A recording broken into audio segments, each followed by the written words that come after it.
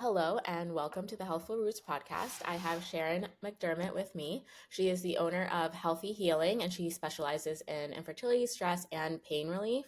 She studied acupuncture and Chinese herbal medicine. Is that correct? Yes. Yep. Okay. Yep. So, can you tell us a little bit more about your background and how you got into traditional Chinese medicine? Sure.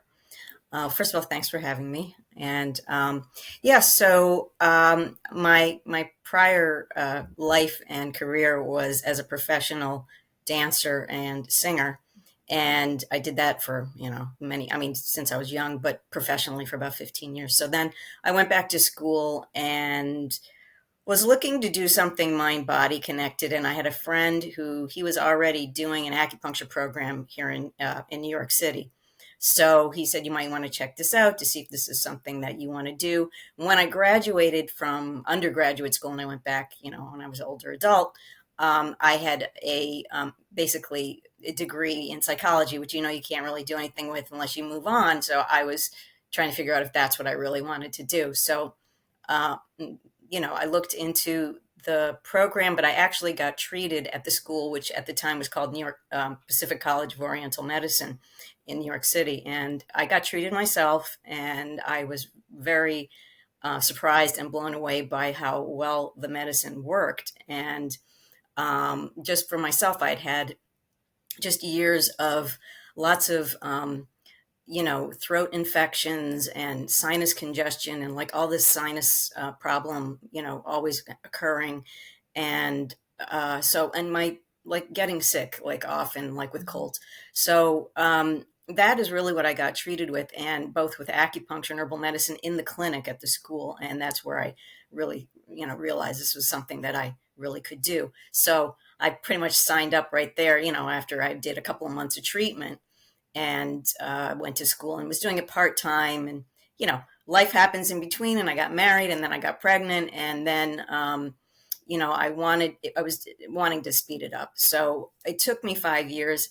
The acupuncture program is really 3 years, and the herbal program is 4 years. So Hmm. um, I wanted to get out of school at that point. I'd been in school for a long time.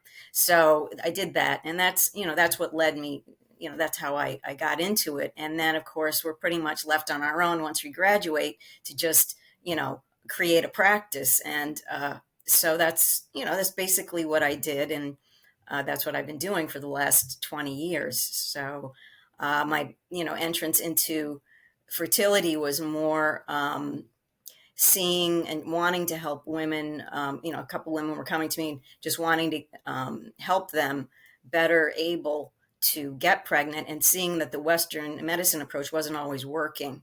Hmm. And so I started, doing more CEU credits and things like that, which are, continuing education for that.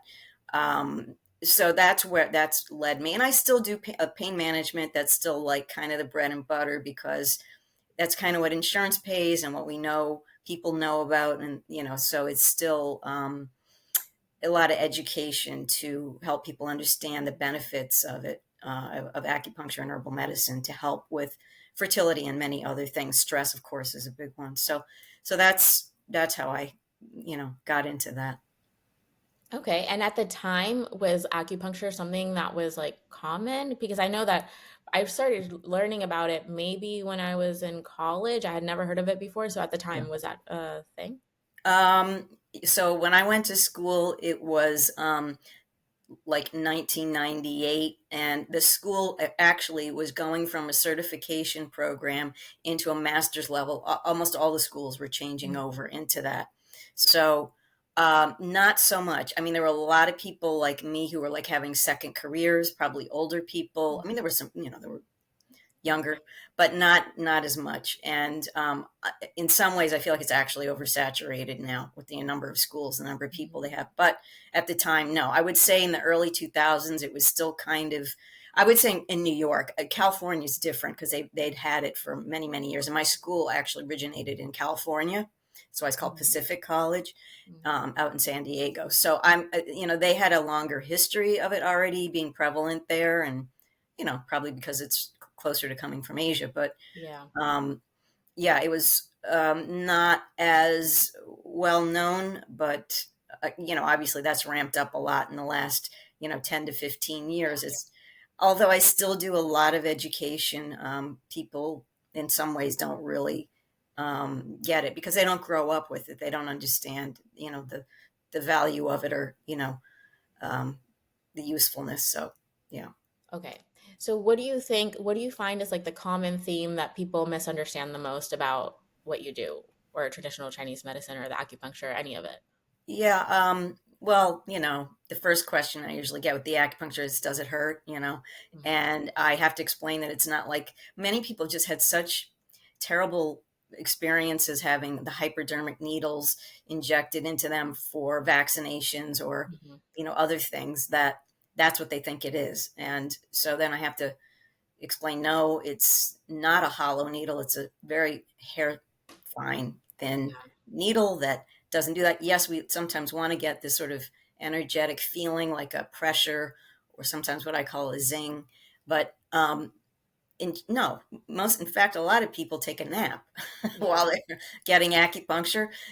So it can be very restful. And look, sometimes when you're doing this, particularly I would say for pain management, Mhm. you are going into muscle tissue. So there can be some discomfort, but it's not anything like, the feeling that people get with the hypodermic needle. So that is the first thing. Second, they're like, well, I don't get it. What does it do? I mean, so you have to give a little bit of Oriental medicine theory, but not too much, and just explain that's a whole body system and that it works on many levels. And even though I'm putting a needle in your hand, it may be affecting your head, so you got to give like kind of simplified understanding of how it can work. And they're like, oh, that's interesting. But then I have some people come in there, they will be very skeptical. Usually the really skeptical people are not going to come in and see me, but when they do, they're pleasantly surprised that it actually does something, and they're not even sometimes sure what that is. So they feel like a lot of the time I get this answer, like they feel like they're sinking into the table. They feel Mhm. like they're just in a relaxed state, and not quite asleep, or sometimes they do fall asleep. But Yeah. um, so anything is good, whatever that experience like that is, that helps people have a different feeling about themselves, and then they can understand that this is definitely doing something different than regular medicine. Like, and also explaining that it takes time. Like, you can't just pop a pill and then you can get relief with an Advil, but maybe that's not really resolving the problem, right? And Right. sometimes it does. It could do it. Listen, I've taken Advil myself, but Mhm. that's not like, what are we getting to the root of the problem? And that was when I was having all those sinus issues. I was having a lot of sinus headaches, and I'm like, and I didn't like taking that stuff, and I don't do well with Western medicine anyway. So, that was where you kind of start teaching people that, well, there are other ways, there are more natural ways that you can take care of health problems and emotional problems without going to drug therapy right away. Right. Right. And another thing that you mentioned is chronic pain. That's the first time I heard about acupuncture, it was about pain. And I also do fertility, and I send a lot of my patients who are struggling with fertility to acupuncturists, for the acupuncture, but also for the herbal remedies that are available. But I'm going to be honest, I know that it helps and it works, but I'm not exactly sure how, because I know like it's different. Is that because it helps balancing hormones? I know stress is part of it, but like, would you be able to explain a little bit how that is, it works in fertility? Yeah. So you're right. It does work to balance the hormones. And part of that is, affecting the adrenals, affecting obviously we know the estrogen and progesterone and even testosterone. So the exact mechanism, I wouldn't be able to explain that to you in Mhm. Western terminology, but there is definitely, and we took a lot of Western courses, by the way. We didn't just take the Mhm. Chinese medicine stuff, but um, the loops that happen between the adrenals and going up to like pituitary gland and all these things that are all connected in our body. Well, we had this perfect system because that's what it does. It connects everything in your body. So, that's how it works. And then in terms of, we know blood flow is very important. And Chinese knew this thousands of years ago.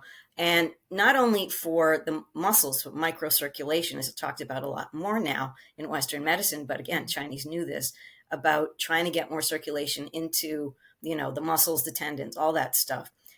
Same thing with the organ system. So particularly with the uterus for women, as we know, when we age, the blood flow into the uterus declines. So this is one of the things that can help, you know, boost it up.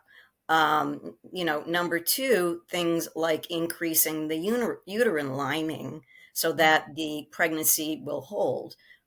Even just for implantation, sorry, implantation itself, it's going to help keep that pregnancy going. And again, part of that is the hormone, part of it is physical, actual, physicality of the structure of the uterus. So it can do, I would say, the thing with the fertility is that I usually recommend that women not just do the acupuncture and that they do the herbs, because the herbs really go, we would say, to a deeper level. And you look at herbs kind of like food. It's like the nutrition for the body. So that's where we look at, doing both. Acupuncture does definitely get to the hormone level. We always consider that more of a chi level, which is like not as deep as going into the organ system, so to speak, in a way. So that's how we approach it. And then again, the timeline is, if somebody comes to me, and I've had women call up and, oh, I'm doing a, retrieval or something next week. Can I come in? I'm like, it's not really going to help you at this point. You need to spend at least 3 months, maybe more, to get your body ready. And for me to help your body rebalance and readjust. And I've seen this happen, many times with that. And also even with menopause. So, or perimenopause, where women are starting to have these symptoms and they're still thinking about wanting to get pregnant. So, so that's, it's all there. And even we're now looking at certain herbs that possibly can help with egg quality, which is something that, the only thing Western medicine can do is kind of pick out the best ones and then hope for the best as far as, the blastocytes go. But you got to get to it before that point. So that's where we come in, and it will help. It'll actually help the AMH level. And I've seen women, and this is what, the beauty of the Chinese medicine, women who have this, what they call unexplained infertility, or, they're looking like the AMH, which is sort of an indicator that there's a lower, well, I hate the terms, but lower ovarian reserve. So, of course, as we're getting older, there ain't as many eggs left, So that's just like part of our biology. And what can we do to, prop that up to make it the best quality, and the best scenario, the best environment, basically, to make that happen. So that's what we do. And that's how you'll see why, when somebody starts going to an acupuncturist after they've done maybe multiple IUIs or IVFs, without any other assistance. Sometimes, yes, it does definitely work. Right. But I try to explain that to women that, just so you know, according to your age and your physical wellness and health and everything, these interventions, reproductive assistance, is only going to provide you somewhere around 25 to 35% success rate. So that's not really a high rate. Remember, when we're talking even like with studies, if you don't have a 33 percent success rate in a randomized controlled study, that's not considered a good study. So the same thing here. If you're only getting 30%, it's like, it's definitely, there's, technology has increased our ability to get pregnant later, or with other multiple problems, but it's still not the only answer. And for us also, when we see that there's been a lot of medication applied, it really, first of all, whacks the woman's whole hormone system out, and it can cause problems. So for us, it causes this yin and yang imbalance. Okay. And so then things become dry, or, there's hyperstimulation that causes issues. So there's all this stuff going on. And I know they have to get, they want to get to the end result, but you can't get to that place unless you're dealing with the foundation of somebody who's in a good place in their body and also their mind, Yeah. um, to get the best result. And Yeah, I agree. And that's something that I talk about too, that, you can't just, well, I mean, I guess you can, but with the people I work with, you can't just wake up one morning and say, like, okay, I'm ready, let's go. Like the preparation starts way beforehand, right, to optimize these things. And you said something really interesting that I never looked into, but I had a case of a 40-year-old woman that they told her your AMH level is too low. You're not even a candidate for IUI, for IVF, like, good luck. And she came to me and we started working on her gut health and her, balancing her hormones, stress, these things. And I said, okay, you have to go see an acupuncturist. So I found someone who locally who did fertility based practices. And then after a couple months, we retested everything, including her AMH, and then it went up. And I was like, wait, what? Not expecting that, because in Western medicine, once you have a certain AMH level, like, that's it, like, that's all you get. And I didn't even know that that was possible. yeah, So it's so interesting that you're confirming that that can happen. yeah, it's possible. Yeah. So, it's we know that fertility is, in a way, I mean, is a little bit of a mystery because we don't really, I mean, there's a lot of different factors. And by the other thing that, which of course I'm sure you practice, and I also preach from day one, is start changing your diet. Hmm. Because, I just, and I have, you had asked about a case study. So I have this like really perfect case study of what happened with somebody, who, was a little bit older trying to get pregnant and wasn't having success. And one of the things was diet. And this is what I put in with everyone. And I have worked with a nutritionist who was, specialty was infertility. So getting them on certain supplements and then changing the diet, mostly being more like organic and cutting out any refined sugars or carbs or, all that kind of stuff that we know about. But like, if you're going to do this, I tell people you really have to go all the way, so, and obviously the people that are motivated and, usually will do that.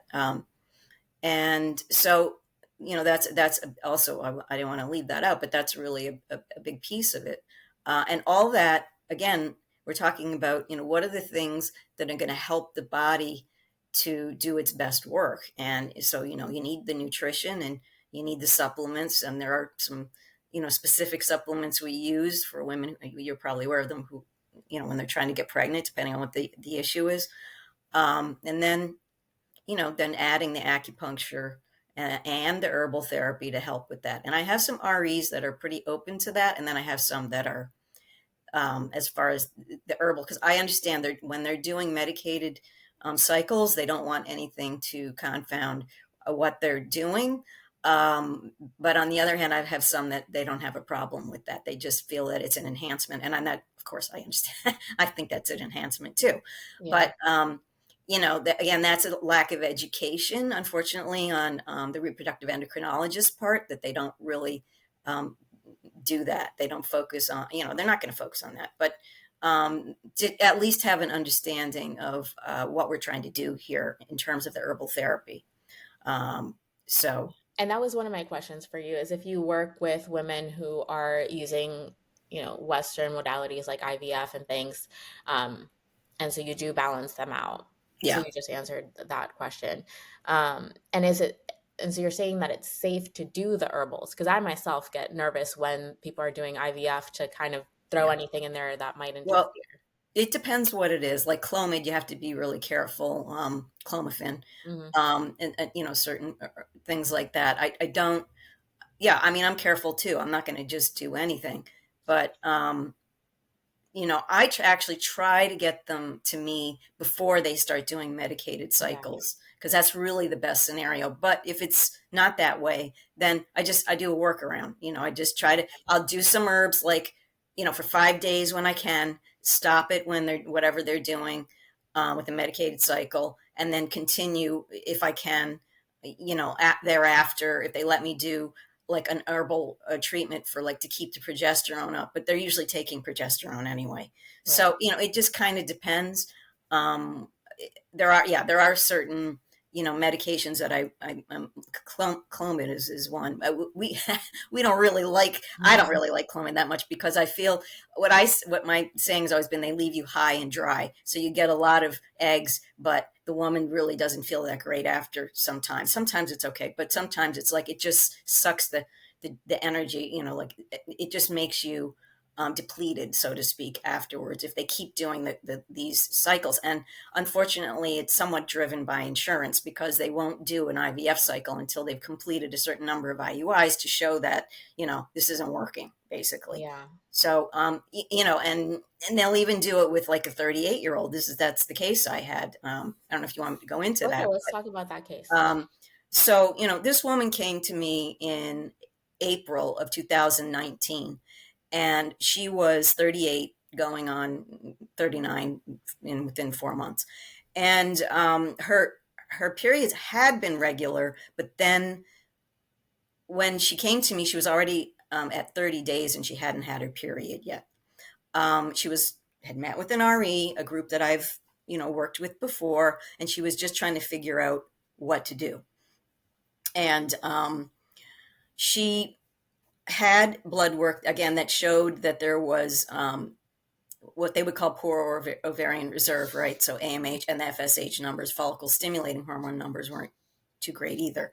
So they, of course, wanted to, and so we take a whole history. Like, let's see what's going on. What are the symptoms you're having around your period, before your period, after your period?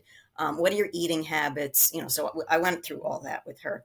And, in Chinese medicine, there's something, it's pretty common with women. It's called liver qi stagnation, which means that your blood flow is getting a little more stagnant right around your period, because that's about right on around the time when the blood and the endometrial lining is kind of building up. So you get things that are like cramping or headaches or, uneasy feeling, mood changes, all these things. And so we want a smooth flow. We don't want any of those things. In fact, in Chinese medicine, you should have always a smooth transition in and out and during your period, during your menses. So if I'm hearing any of that, and we ask a lot of questions about color of blood clots, how much are you bleeding? Is it, when, thin, thick, whatever, so there's a lot of questions around that. And so you get kind of a picture of what's going on, which in a way, that's how observation is really what's very important. But with her, she had kind of like a light blood flow and no cramping really, but she did get some headaches and before the menstrual cycle. And then there was like some dark spotting, and spotting we don't like really. We don't want spotting before or after. Because that to us is an indication that there's not a smooth transition from the estrogen in the beginning or the progesterone at the end of the cycle. Okay, so something's kind of sputtering and causing this disruption, and where the blood is still sort of going on when it should have stopped and started, without any of that. So anyway, so she had a low energy level, things like that, and even if she had 8 or 9 hours of sleep, and so all these things coming in, and she was working with the personal trainer, and her eating habits were not good. She was eating like, her parents had owned a deli, so she had a lot of deli meats and things like that, and didn't eat breakfast. That's, I know, a big one. A lot of people don't eat breakfast. I don't subscribe to that really, and I definitely don't tell women to go on any kind of fasting diet while they're trying to get pregnant. That would not be a good thing. I second that. Yeah. So, but I guess she was doing some meal plan thing, but it wasn't the right kind of thing to be doing. So, and that was something recommended to her, just a regular, I don't know what it was, but, I had recommended start eating, more organic foods, start trying to cook at home, and start trying to bring your meals to work that are already cooked. So, and this is advice I give pretty much to everyone. Whether you're getting pregnant or not, but that should just be the way it is. And so she started kind of doing those, but she went into doing an unmedicated IUI first, and that didn't produce a pregnancy. Okay, no big surprise. All she had was a trigger injection, you know, Hmm. right before. So, and the other part of this piece was that her husband traveled a lot, so she, in some instances, were using his sperm that was frozen. So they had to do that ahead of time, right? But that can work. That's not like it's not going to work. Um, so she, after in that time period, I was able to put her on some herbs, and then good. She was changing her diet. She was getting more organic foods. Meal delivery was a different kind of meal delivery. I set her up with a place here on Long Island that does organic food delivery, and cooking more at home. So that was all good. Then, she tried another IUI. This time they used Clomid. Um, and, they were, of course, they look at her, right? They're running back and forth for blood tests to make sure to see what the estrogen and progesterone is. And they're supplementing that if the person, they think they need it. So no pregnancy. Okay. And so then they wanted to do another medicated. And remember, now you just every month, trying to do this, and this gets very wearing on the woman, because she wasn't completely stressed out in the beginning because she knew this was going to be kind of a longer path. But some women get, I mean, she did get anxious in the middle of it. You cannot get anxious, Yeah. but she knew this was like a road to go down, and so that's why when you have somebody like that, they're going to be more willing to do all the things necessary, to make it happen. Right. And so then they wanted to do Femara, which is another hormone agent, and so she did get pregnant, and that now we're talking about August. So and of course, again, remember she's been changing things around and all that, and however, they saw that there was a subchorionic hematoma, which can or cannot be threatening to the baby. We know that this can be a problem. It was in the uterus. It was Hmm. not. It was not attached to the sac or anything like Right. that. So, but then that was like at 6 weeks, and then they took another sono. And remember, these women are getting tons of sonos. She got another one at like 7.5 weeks, and it wasn't there. So, it can happen where there's some little, like, basically this is like a blood clot, right? Like a little bit of Yeah. and then it just resolved itself. Good. I've had other situations where that wasn't the case.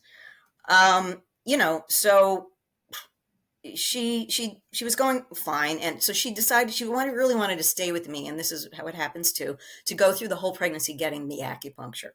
Mm.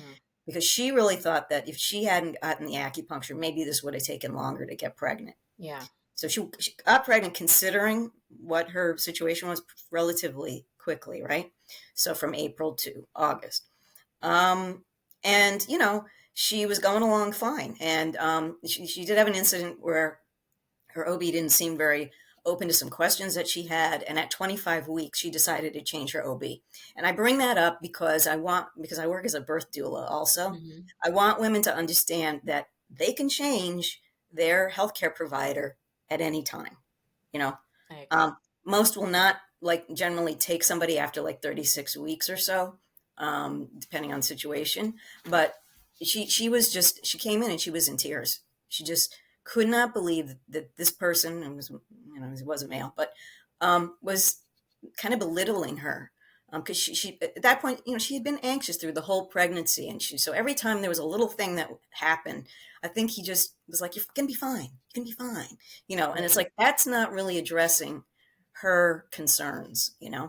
So anyway, she got in somebody else, and while she's going through the pregnancy, things come up, like she had a little nausea, treated that, and her headaches were a little bit coming back because of sinus congestion, and so I treated that. So that's great that, while I'm just treating her being well during the pregnancy, I can also treat these symptomatic things that are coming up, and, anything else. So she ended up having another thing where she had an anxiety issues, but she also had an allergic reaction to some clothing detergent, which Mm. sends her into an asthmatic Oh no. reaction. So she did take some prednisone to calm that down, but she didn't want to do like really anything else. So I was doing acupuncture and cupping on her for that. And so that was helpful too. Again, she was taking an inhaler and all, but she felt like it was speeding things up so that she didn't have to keep doing the inhaler. And really, after maybe a week or two, she stopped doing that. She didn't have to do the inhaler anymore. And, so she was doing fine. The new OB asked her to kind of cut down on her carbs and some sweets because I think she was doing that, in between. And, she lost a couple pounds. They didn't want her to like gain any more weight and she was good. I was planning to be her birth doula and then COVID happened Oh because no. now we're into, February, March of 2020. And, so I couldn't, none of the hospitals were allowing doulas in, much less even a partner. And I had said, if you want me to do some virtual support, I will. But she decided not to. And everything, went fairly well. She had a long labor. But she ended up having a healthy boy at the end in April of 2020. And she did very well and came back to me a couple years later, I think in 2022 or whatever. She said, I am having these really bad symptoms of, hot flashing and sweating. And she goes, what's happening? She said, my mood is really off. I'm like depressed. And she'd never been like that. So she went to an integrative OB physician and they talked to her and they were going to, I think they were going to give her some hormone treatment, Hmm. but she didn't even get that far because she came to me and I said, look, let's do some acupuncture and some herbs. I would say, and it was showing, they did a blood test and it was showing that her hormones were off and that she Yeah. looked like she was going, into Ew. perimenopause. Yeah. So I'm telling you, she feels like the change happened very quickly with the herbs and within a couple of weeks, and then she had another blood test done. I would say probably about a month later, her hormones were back to normal and she stopped having the symptoms. So I that have, was I have a it. question about that actually, because I do perimenopause too. And from the traditional Chinese medicine standpoint, why is it that some women experience such heavy bleeding, like really bad, right? And then you have a lot of women who end up getting hysterectomies, unfortunately, Yeah. because of this heavy bleeding in this period. Like, why does that happen? I guess, like, what's out of balance? And then I guess from what you're telling me, what you do would help that too. So that would avoid having to have a hysterectomy. Yeah. Well, okay, so we put it in different principles and different ways of Right. saying it. And, we use different terminology. We don't use Western terminology. So it could be many things like what I talked about before, which is like blood stagnation, Hmm. or it could be heat. We call it heat, like causing things to flow out too much when it's not supposed to be happening. So that's where the herbs and the acupuncture come in to stabilize that so we would use cooling herbs if there's heat. We use moving herbs if it's stagnant. And then there's always a balance because you might be having kind of a little bit of two things going on. So how do you might actually want to move out. So what we usually do is say, remove the excess first before you start, treating the deficiency. Because if you start piling on too many tonifying herbs, it's actually not going to help the person. It's just sort of overlaying with an underlying problem.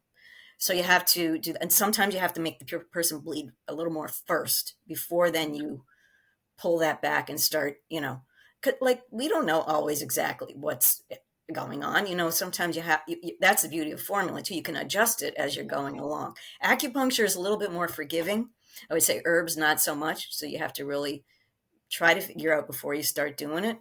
Um, but that's how I know that's not like a direct answer, but that's how we do it. We just try to look for the signs and symptoms of what's going on, and then based that we make what we call an organ pattern.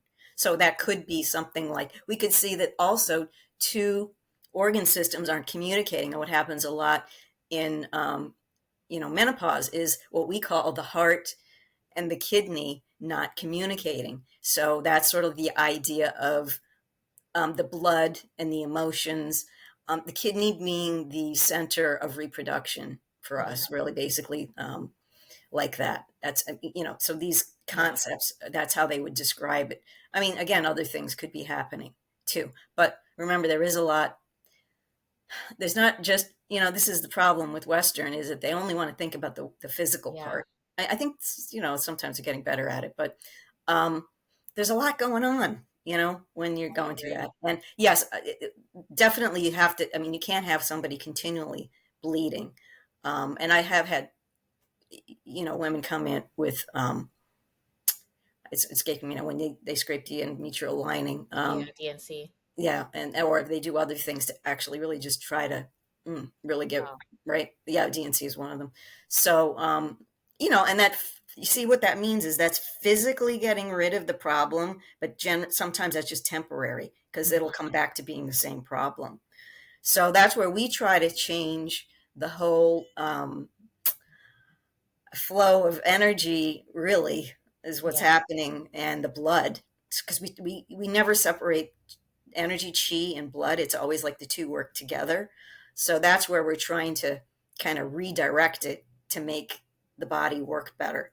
So I don't know how that's a good No, I explanation. mean, but I think it is good. And I guess basically what I wanted people to understand with our conversation is that there are so many ways to improve your health overall, but we're talking about hormonal health because I think that we do a lot of procedures unnecessarily. And was it last month I was in the hospital and there were two women in their 30s that I had seen that had had hysterectomies for like various symptoms. And I was just like, oh my gosh, if I had seen them first, all the things you could have done, or if they had seen you, right? All Hmm. the things you could have done before it came to surgery. Surgery seems like such a definitive Hmm. thing, and especially in your 30s, that it's just, there are so many things that you can do before. Right. Yeah. That's the I mean, the Western works in a lot of ways to cut things out, but um, that's not always the only answer. Right. And you have to look at, and what they don't look at is, again, it's, we're very person centered. Hmm. That's like the main difference. So you're really trying to figure out what's going on with this person that is, yes, we already know like there's always categories of things that are happening, but Right. I mean, you got to look at the person and see why is this happening? And that procedure may not be right for that person. Right. Exactly. It is always down to the person. All right. And so for women who are considering fertility support, what advice would you give them? One of the things that I kind of gather from what you're saying is to start early, right? Not to wait until you're at IVF part, and to focus on nutrition. So what Mhm. other advice would you give them? Yeah. Well, we talk about everything, right? So we talk like about what's your work stress and what's your sleep patterns, and are you doing any kind of exercise, or maybe you're over exercising. There's a lot of that too. So we try to look at all those daily habits and things like that, and try to get you to work optimally. So I think that all those things are important. I talk a lot about using apps to help the mind. If you need that to, if you're not doing that, or you do a class, or whatever it is to help you become For more like centered. stress? For stress, I think for stress, particularly for women who are going through these fertility treatments, it can Those be are tough. grueling. It really Yeah. can. And it's just a yo-yo thing of up and down emotions from month to month. If they don't get pregnant that month, and they don't get pregnant the next month, this is what they're spending a lot of money and a lot of time in doing that. But these other things, again, have to be in place before you can just start throwing money into doing IUIs and IVFs, Hmm. uh, to to make that happen. And sometimes it does happen, but what I'm just seeing is women they're waiting longer and longer, and Hmm. so there's going to be tend to be more issues. So all those things have to be in place, and so they don't like to hear all the time, but I say you have to live like a monk. You can't drink, you can't smoke. I mean, I have had one right now who, luckily, she she was actually using these pouches of nicotine to put in her mouth. And she's addicted to nicotine. And like the RE already told her, you have to get off of that. So I helped her with that. I helped her, you know, thankfully she wasn't so addicted, but she was addicted. And so, she's still getting through it. She's chewing bubble gum and things like that. But anyway, you have to try to live a very clean kind of existence in order to make this happen. And some people come in and they're already kind of doing that, but then, Yeah. you have to refine it and do what you need to do. So yeah, I think all those things are important. Okay. And I have two more questions. So one question is, how can someone find a qualified practitioner, TCM Mm. practitioner, that specializes in fertility? Because I'm sure that's not like a general. Yeah, so our general overseeing board is the NCCAOM, and you can find an acupuncturist, but it's not going to show you whether or not they have the specialty. Hmm. Um, there is a board called ABORM, ABORM, that you go through basically a skilled program through them. I'm not part of that program. I didn't take that program. I did a lot of, but that's where you could find somebody. That doesn't mean there aren't other people out there like me who don't have ABORM that aren't qualified. Right. It's a little bit of a, I mean, of course, if they go to my website, they'll see all the stuff there. Right. Because when I So found that one for that patient, it took like a long search and like reading a ton of reviews to find someone who even dealt with that. And yeah, like, I mean, that's how I did it, but I was wondering if there was an easier way. So, so that could be a way. You can go to ABORM, ABORM. That's another. It's a board. You have to take their exam. It's like another qualification that you get. Um, and you could do it that way. Or, I mean, I don't. Where are you again? Where are you located? Florida. In Florida. Okay.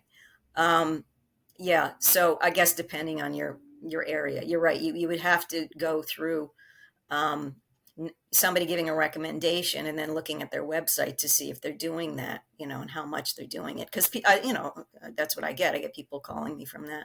But yes, that would be one of the better ways. Okay. And then the other thing I just wanted to bring up is your book, Unleash Your Inner Goddess: How to Experience an Empowering Pregnancy, Labor, and Birth.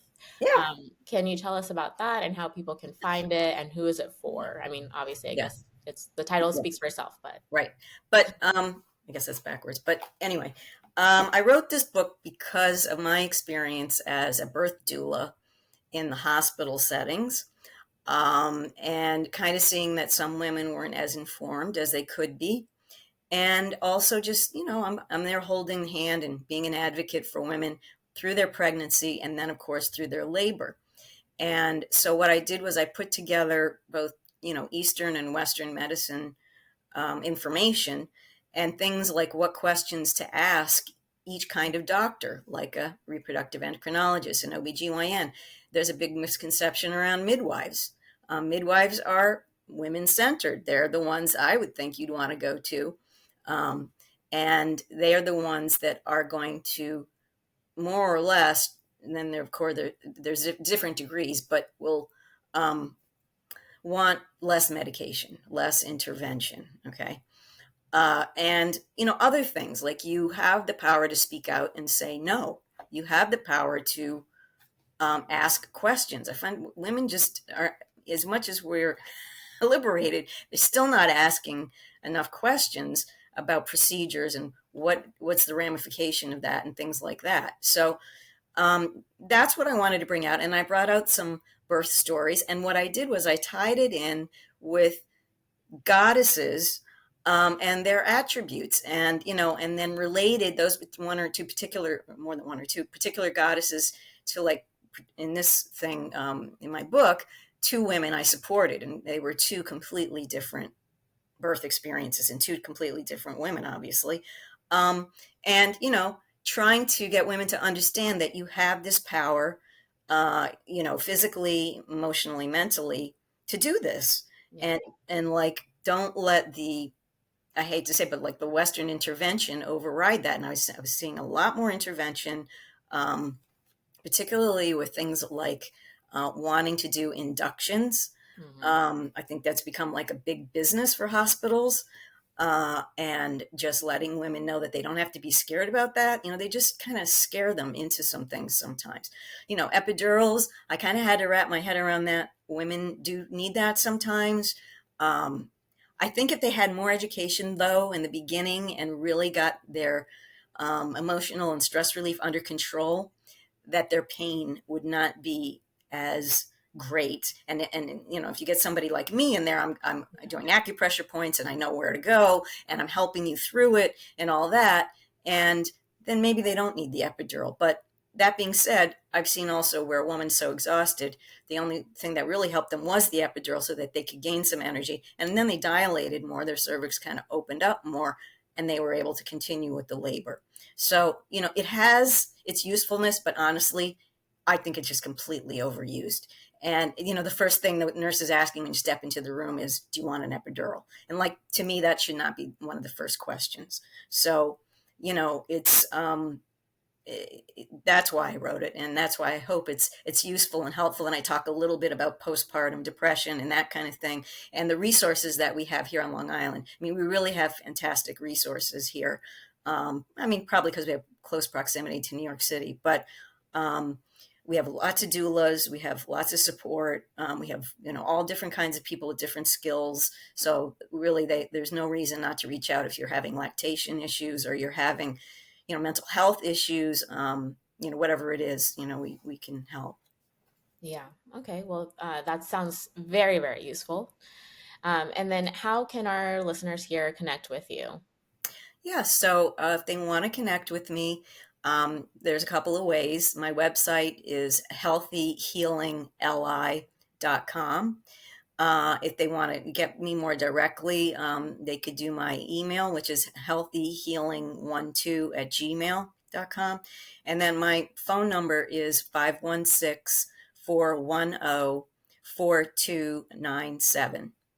Okay. So, Great. And I'll put that information in the show notes so they can get in touch with you with the link to your book. yes, and the book can be found on Amazon. It was a bestseller. And you can just, search my name, and it should come up. There are a lot of sort of goddess books, so you have to look for mine with the lovely cover that my Yeah, son I did. love that He's cover. an, he's an artist, the back too. And there's a couple of pictures, in between that he did, just as a, sort of Oh, some no. some like kind of goddess-ish, images and things like that. And just at the end showing, somebody progressing with their child into, Oh, I love being a that. baby. So anyway, there's another one in there which I can never find, but but anyway, lovely the way he put it together, and I worked with an editor to put it together. So Great. Well, thank you so much for your time. I really appreciate it. I think it's super helpful. For me, even, I learned a lot. So I appreciate you being here today. I appreciate you. Thank you very much. Yeah, no problem. All right. Talk soon. Bye bye.